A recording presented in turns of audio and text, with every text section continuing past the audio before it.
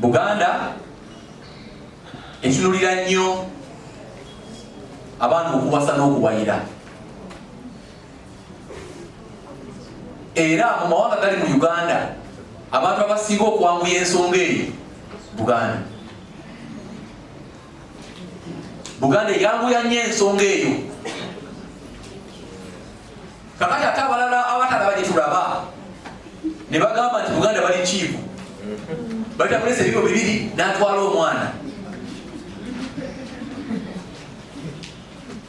Buganda yalengera wala nti twetaaga okukola amaka amalungi, amaka amategekevu, era omwana ngalaye mwana munne mu kiseera ekituufu bakkirize bagende bakole obufumbo.